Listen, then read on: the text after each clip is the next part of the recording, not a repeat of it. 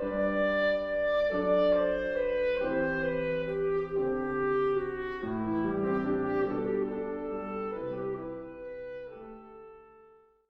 to be with all of you tonight. I hope everyone is safe and well, and just being with these times that have been presented to us. What I thought we could do first is just to do a little simple exercise. We can do it with eyes open. And just to get grounded, just sense into the body, just sense into the breath. Notice that the breath is happening already. Allow it to happen.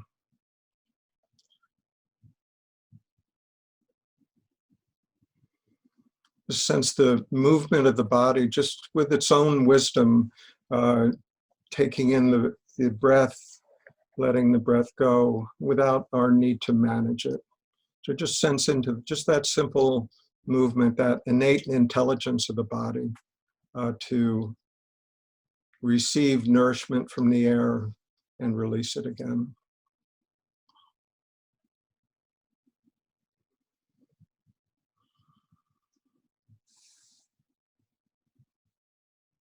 Okay, this is just a really simple visualization. So we're all sitting in a room somewhere, and if we could just sense from the perspective of the space in the room. So rather than identifying with the location of our eyeballs and other senses being from this body sense, is if we could just sense out into the room through the power of our imagination, and just imagine that we're looking from the space in the room. So just as if we were noticing our own body, noticing our own thoughts, noticing our own breathing, able to notice the other objects in the room.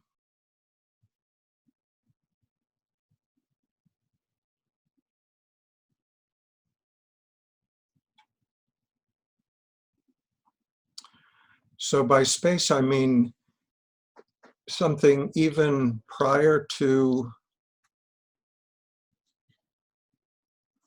the chair. So the fact that there is a chair in the room that we may be sitting on doesn't diminish the space in the room. There's still the same space. So we're just looking at ourselves, the object in the room, from the very foundation, you could say, of spaciousness, just noticing what is present in the room. So as the body breathes in air from the room, there's still the same amount of space. There's not less space because we've breathed in this air. It's just this sense of spaciousness, being aware in the room. And so if we can just shift our identity from, instead of looking out through our eyes from this body, we're just looking at things from a more diffused point of view.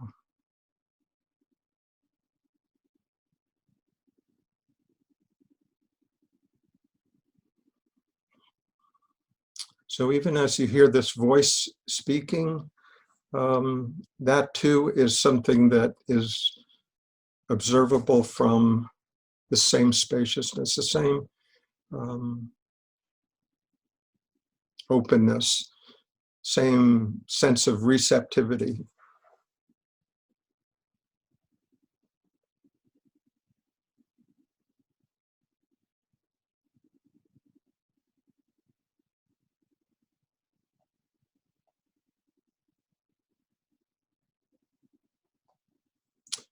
So what we're talking about isn't really an out-of-body experience, because it includes being able to sense within the body as well, but also sense just that sense of spaciousness, openness, connectedness, you could say.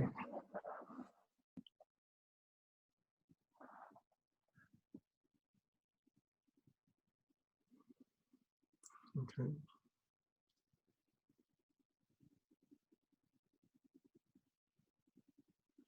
So from the body's point of view, you could say that the body is here and there's space in the room. From the spaciousness point of view, we could say everything is contained within that, both the body, the chair, the room, the air, all of it within that sense of spaciousness.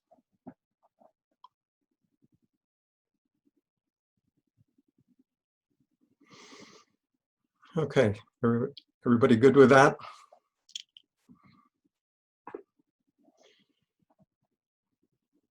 Okay, I thought what we could talk about, at least initially tonight, and we'll see where it goes, but I thought we could talk about gratitude, which may seem like an odd topic to talk about in times like this. It's easy for the human mind to come up with a lot of things that we're not grateful for. But I think especially in times like this, it's important to really sense into what we are grateful for, because there is, regardless of what may be raging around us, there is still something that we can touch into, many things that we can touch into when we just stop and allow a sense of gratitude. And it may seem almost a trite topic, right? Be grateful. But it's actually a really powerful practice, because gratitude, when it's really done with utmost sincerity, doesn't hold anything back, right? There's really what I'm talking about doesn't include partial gratitude, right? It's not possible to be grateful, but whatever comes after the but disqualifies the gratitude, right? So it's really something that just strips away all of our yes buts. Yes, I'm grateful, but except for that person, I'm not grateful for that person. Or I'm grateful for my health, but I've got this, ache in my back.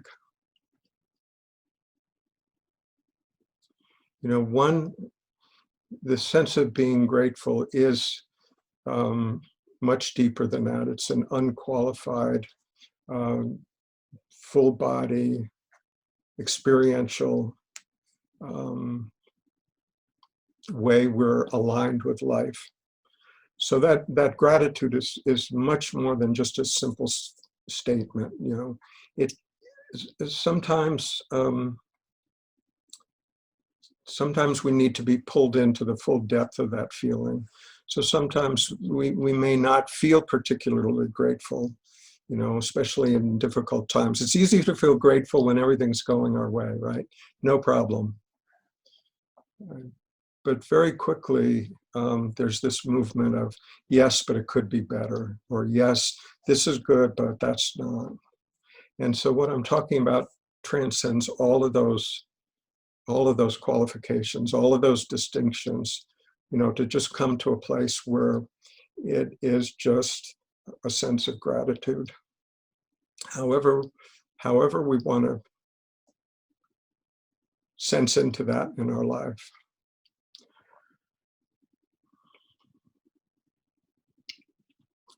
There was a Christian mystic, German, back in 1300s, maybe 1400s, somewhere back then.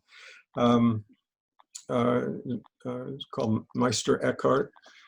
And one of the things he said was that if we can say one prayer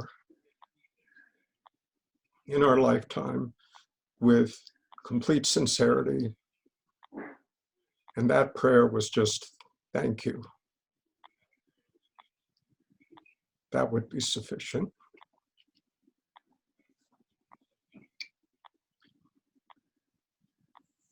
Thank you for what? Thank you for everything, right? The whole ride.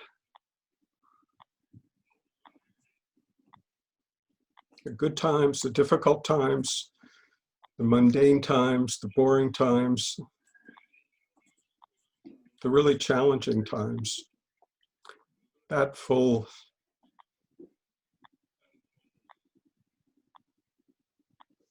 spectrum of the human experience, right? To be able to be here and experience all of that, you know, not just the good times, you know, where we're the ones deciding, okay, this is acceptable to me, this is not. You know, this is really way beyond that. It's just being grateful no matter what.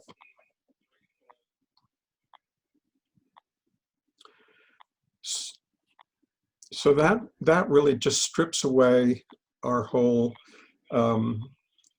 ability to be the final judge and jury in our own head about what's right, what's wrong, what's acceptable, what's not. It's just taking that personal view out of the picture. It's just expressing our willingness really to life itself, expressing that willingness that I am here for whatever life has to offer. I'm willing to be present for it. Doesn't mean I have to like it, right? It means I have to be grateful for having had that experience. The experience is going to happen no matter what, right? Things do happen. You know, none of us have had a free ride. But this is really coming into a willingness to live that life, however it shows up, wholeheartedly. Just being fully present for it. And with that attitude, with that knowing of the wisdom of that, we take this personal self that's always judging, always discriminating, always evaluating, always from a perspective of what's in it for me. We take that little self, that little me, out of the equation. Because if there is that sense of I am grateful no matter what, there's not that much else for the little me to do, right? The little me is active when it's in the position of judging. I know what's best. I know what's right. I know what the other person should have done or shouldn't have done. I know how I should be. I know my flaws. I know what this is. All of that is putting ourselves in a position of knowing how life should be. Life is as it is, and then it's my little me saying, well, that's okay, most of it, but you know, in this particular case, I know better. So that sense of just gratitude, no matter what, takes that little me out of the picture. You know, if there's a gratitude, but you know, there's, you know, I'm willing to forgive people in my life except for, you know, these 6 people.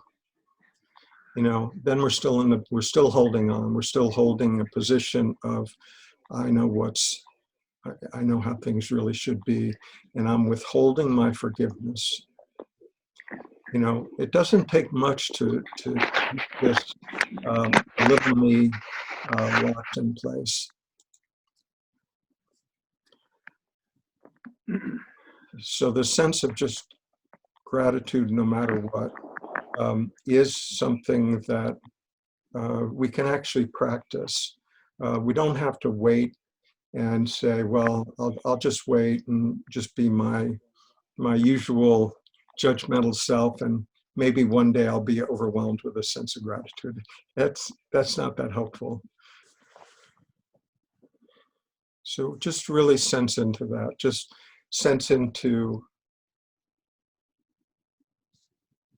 being present for the next breath, being having the opportunity to be in this body, to be able to experience this life for in later years feels like a very short time, right? And just sense into that.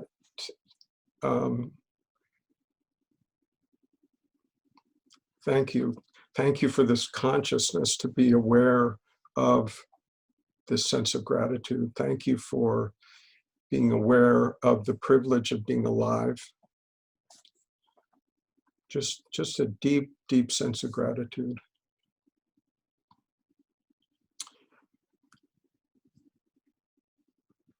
It's helpful to express this out loud. Maybe go out on the porch in the morning, or, if it's raining like today, it can be done indoors, but it's helpful to say it out loud. It's helpful to express what we're feeling to life as a whole, to existence. Just to do it in our head, there's so many other things going on there. Life is confused about what we really think is important. But if we say it out loud with sincerity, with just sense into any part of withholding, when we express that gratitude out loud, it has a greater reality to it. We can do it when we get up in the morning. We can do it at odd times during the day. Just whenever it comes to mind, just whatever, just to really sense into the privilege of being here in this life, alive and conscious of this aliveness.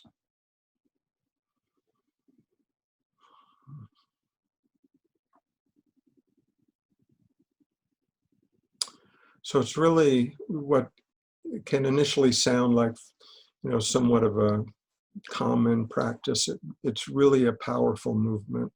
When we say something out loud, we can sense into whatever we feel like we're holding back. If it doesn't sound quite authentic, we can look at that.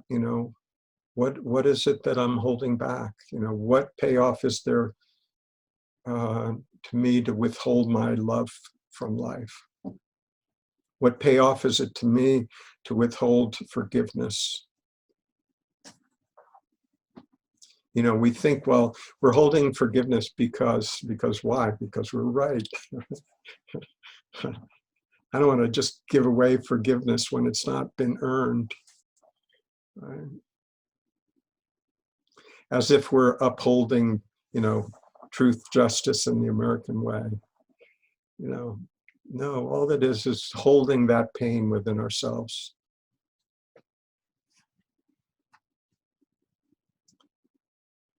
And when we say it out loud, we can tell when we're not authentically there, when we're not fully engaged, when we're holding something in reserve. It doesn't hurt to say it and then feel it and then say it again with more gratitude, and then say it again with more gratitude.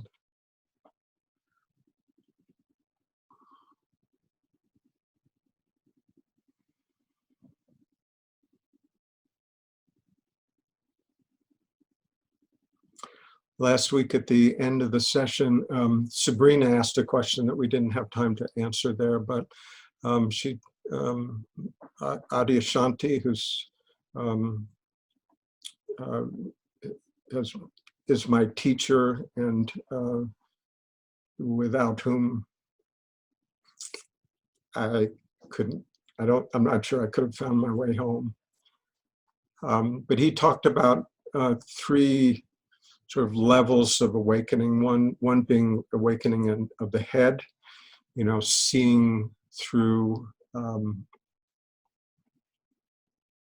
mental illusions, just seeing the nature of thought and recognizing that consciousness is prior to thought. Just from I mean, we can almost get our heads around it in a logical kind of way. That if we can witness thought, if we know that this thought and then that thought is happening, whatever notices that is somehow prior to thought. So just recognizing that freedom from thought is consciousness. So that's one level of awakening. It's immensely freeing when we realize that we're not the sum total of all of our thoughts and beliefs and opinions. It's a wonderful freedom. Nisargadatta has a really succinct way of talking, and he said that our only job is to see through false ideas. And he said there was no need to search for true ideas. There weren't any. So he had a really direct way of talking about it. So this is just the freedom from mind, right? The freedom of recognizing that there is something inherent in ourselves that's actually more primary than the thoughts in our heads. This is immensely freeing.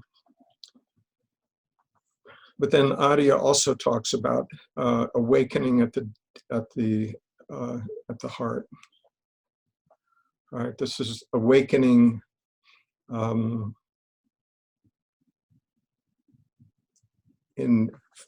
emotions, from the grip of emotions. It doesn't mean that we don't continue to feel emotions, but we're not at their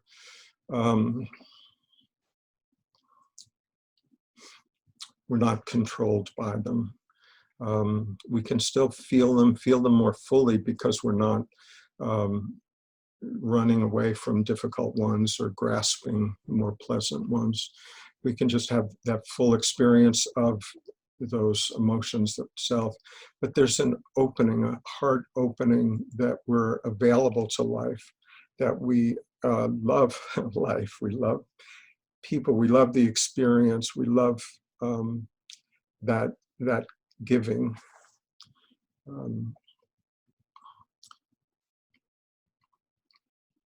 When I was going through that, I was still working in Portland and had to appear before city planning commissions and working with contractors, and they were sort of hard-boiled contractors. And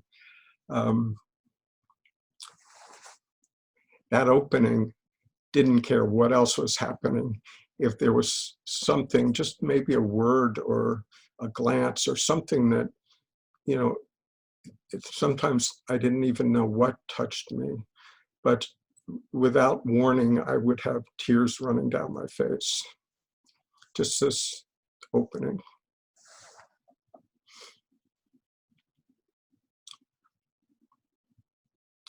I mean, it happened in, you know, when I was testifying in front of city councils. It happened when I was negotiating with my contractor. It happened at what could be called inconvenient times. It didn't care. It was gonna come out no matter what. Just that opening. And then Adi talks about another level, awakening at the level of the gut or hara, dantian, you know, down in the belly. And this is existential. This is where we sense our existential grip, right? Our most cellular desire to continue to live. You know, that kind of grip. And that's something that feels so deep and so ingrained in this body that when we get down to that level, it feels like we're being faced with death.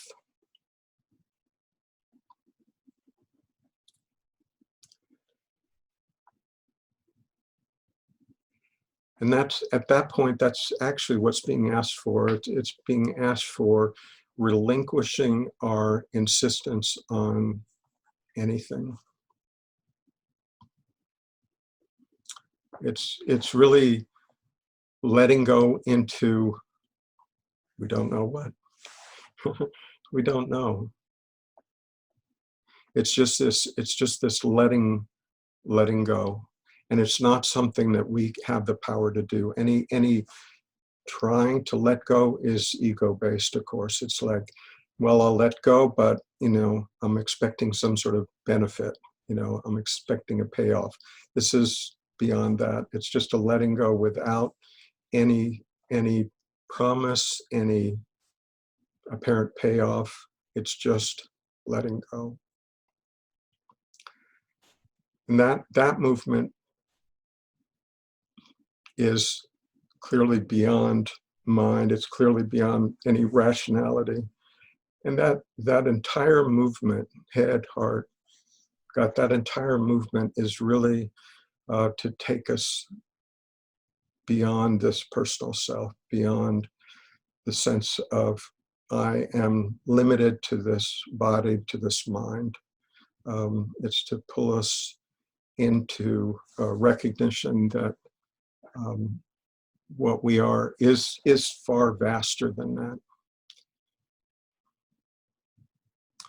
And that movement isn't a logical movement. It's not a rational movement. It's not something that we can think our way to. It's not something that we can, if we get all the right concepts together, then that will be the ticket.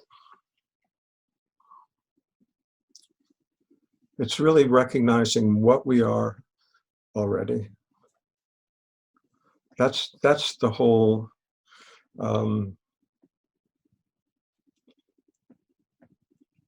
journey, actually, is to come to the realization through really full-on seeking, what is this? What is this that's living this life? That movement comes to something that's beyond thought, beyond concept, right? It has to be, right? You get that? I mean, any concept about life is going to be less than life itself. So if we're looking at what am I really, what is this life about really, it's not going to be revealed in a concept. This isn't philosophy. It's not a dogma. It's not a theology. It's just the direct recognition of what we are. Okay, so to go there, it's something that this personal self that's interested in, enhancing itself, improving itself, making life better, being worthy, all of these movements are motivated from the little self. So even the movement to get enlightened is motivated by the little self. It's fine. I mean, life will use anything to get us there. So we may start out thinking, well, I'm going to do this for my own peace and quiet. Maybe my friends will all think better of me, whatever. Life will use whatever motivation it needs to use to pull us in that direction. It's actually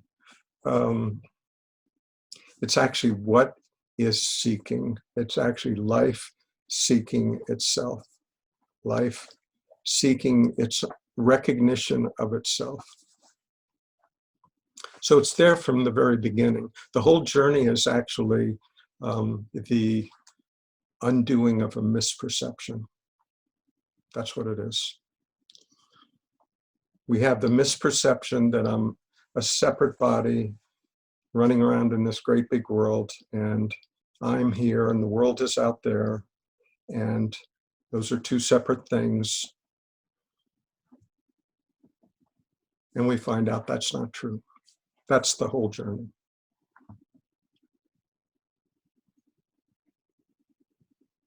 We find out that there's actually not that separation. Never was. Only the thought in our head, only the belief, the ideas, the assumptions, everything that we picked up along the way.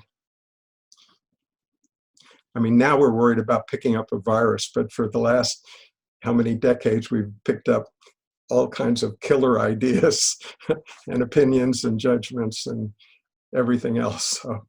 So, yeah. So it's just being willing to look at those, to really see what if there's any truth in those. And we can do that in one of two ways. We can do it the hard way or the easy way. The hard way is one by one, like, okay, I'll look at this idea, this concept, and trace it back to see if it's actually true. That's the hard way, because there are a lot of ideas. As soon as we solve one, there's more to be solved. We solve one riddle, there's the next. So that's the hard way, the slow way. So the other way is to just see the nature of it, see the nature of thought itself, the nature of our minds trying to conceptualize its idea about life, right?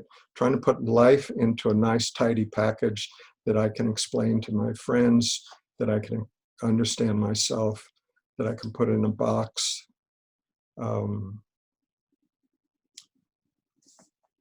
But we can see that whole effort to conceptualize really everything, every event, every interaction that we have with people. Was it good? Was it bad? Was it to my advantage? Was it not? All of that positioning is all is coming from the little me. It's actually all fear-based, right? It's all trying to manage life. Put it in a box so I can feel comfortable about it. I can explain it. I've reduced this other person to a concept that I can state in 3 sentences, and that puts their entire existence into a nice box that I can then relate to. So the easy way is just to see the nature of mind, to see the tendency of mind to put it into a concept, and the underlying motivation for doing that, the underlying motivation of trying to manage life to my advantage. Feel safer, feel like I've got a grip on it, feel like I can control it, right? Can you feel that? So if we can just see that the nature of thought is the issue, it's a much faster process than sorting through each idea, each concept. Well, is this one true? Is that idea true? Is it not? Maybe by the end of my life, I'll have a nice tidy pile of true ideas, and I'll be good with that. Right? It actually saves a lot of time. If you're looking for needles in haystacks, it's good to know there's no needle in that haystack. It saves you a lot of time. Right?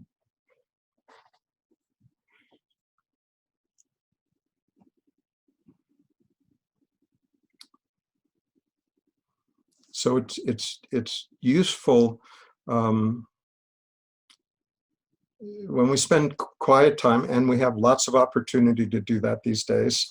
When we spend quiet time with ourselves, we have the opportunity to see real clearly how that mental mechanism works.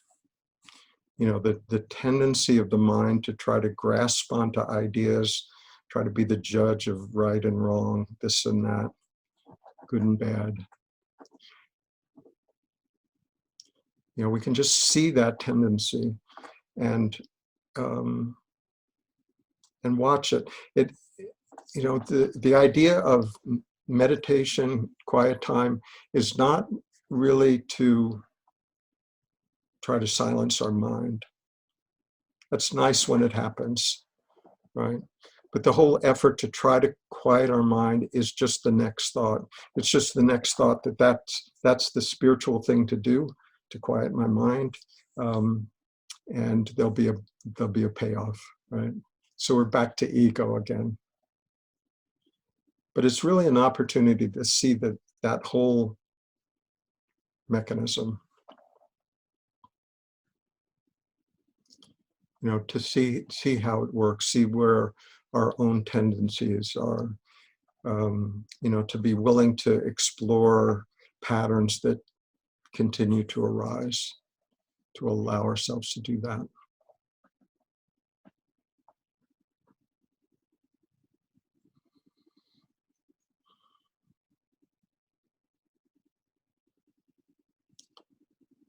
So during this time,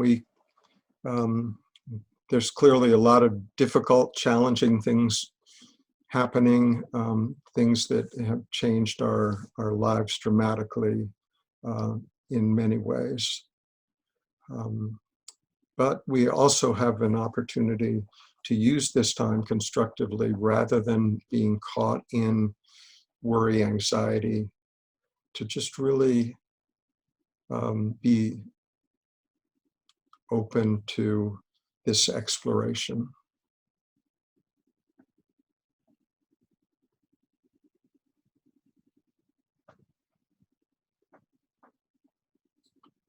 To be willing to face whatever arises, not to run away from it, but to allow it, to explore it. Be willing to be bored.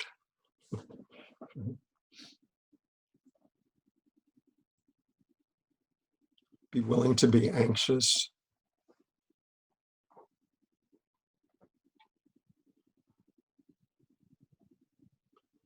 So there's an opportunity here also to really explore that.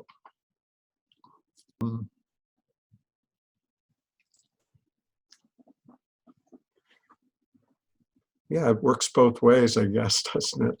We can be,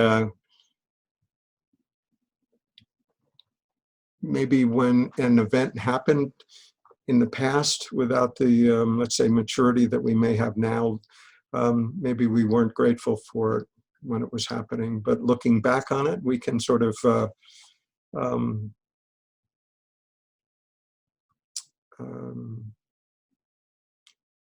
sort of resolve it by our gratitude. What we're not willing to be grateful for sticks with us. You could almost say that it has a karmic impact, right? It's that positioning of ourselves that holds us energetically to that event. Gratitude is what actually releases it.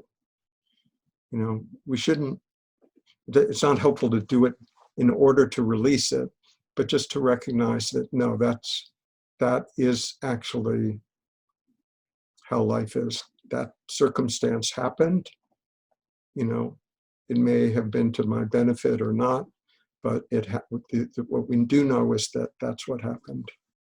And we can be grateful for whatever we learned from that.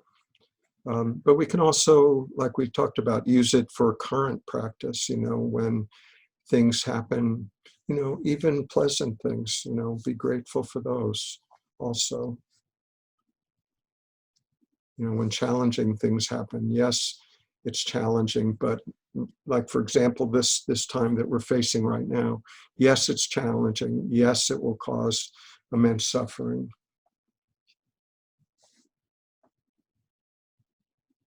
And yet, perhaps there's something about it that is heightening our sense of aliveness at this time. Maybe it causes us to be even more appreciative of the life that we have, more appreciative of having this opportunity to be alive, more grateful. So we can use it however it shows up is fine, whatever the circumstances. There's a good rule, when in doubt, be grateful.